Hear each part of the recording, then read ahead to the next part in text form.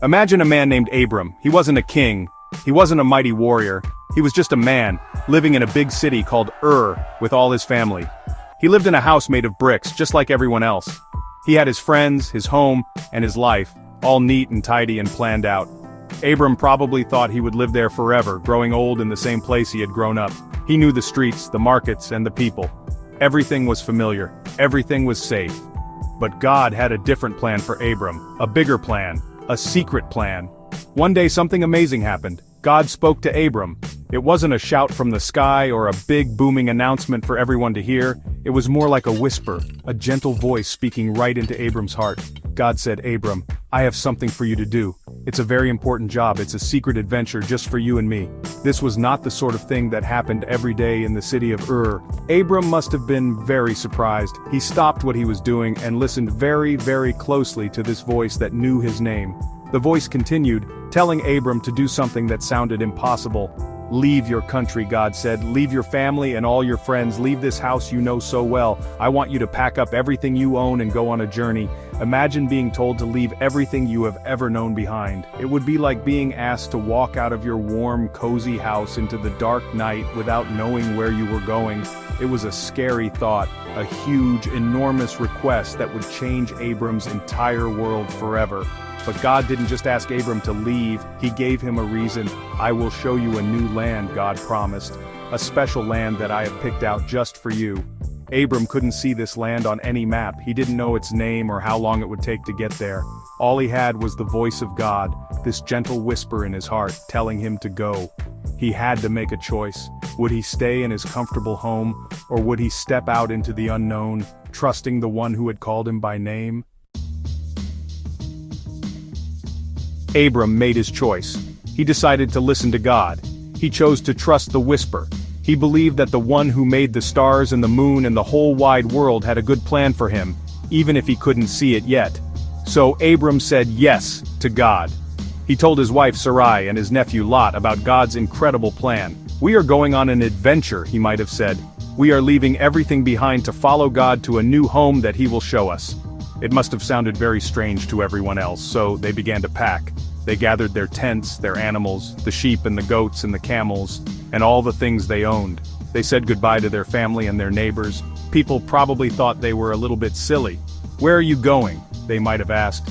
And Abram would have to reply, "I don't know exactly where, but I know who is leading me." That is what faith is. It's like holding God's hand in the dark. You don't need to see the path when you know you can trust the one who is guiding you along the way. The journey was long and very hard. They walked and walked day after day, across dusty deserts and over rocky hills. The sun was hot, and sometimes they were tired and thirsty. There were no signposts to tell them which way to go, no friendly inn to welcome them at night. All they had was each other and the promise God had made. Abram looked up at the sky during the day and the stars at night and remembered the whisper.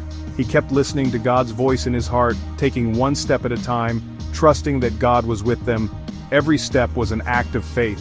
Abram didn't know if they were getting closer. He didn't know what dangers might be waiting for them around the next corner, but he kept on walking. He kept on trusting. He was leaving his old life behind and walking towards a new one, a life that wasn't built on what he could see or what he knew, but on the faithfulness of God. Abram was showing everyone, and all the people who would ever come after him, what it looks like to follow God's rescue plan, even when it seems impossible. As Abram traveled, God spoke to him again, and this time God didn't just tell him where to go, He told him what he was going to do. God gave Abram some wonderful, amazing promises. These weren't small promises, like promising a sweet for being good. These were huge, world-changing promises. The first promise was about a family. Abram, God said, "Look up at the sky. I am going to make your family so big that you won't be able to count them. They will be like the stars in the night sky or the grains of sand on the seashore."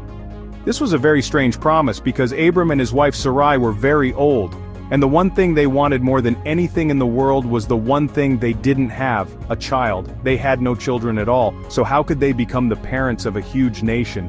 It seemed impossible. But Abram listened, and deep in his heart, he believed God. He believed that the God who could create the whole world could certainly give him a son. This promise was a little light of hope that he carried with him on the long journey.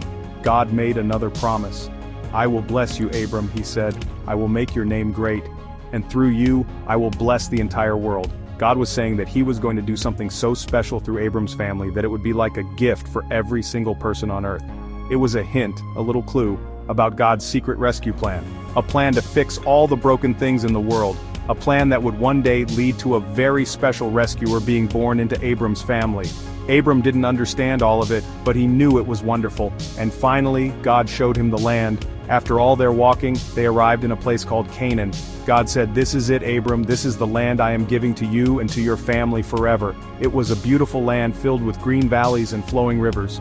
Abram had done it. He had followed God's voice all this way. He built an altar, a special pile of stones to say thank you to God.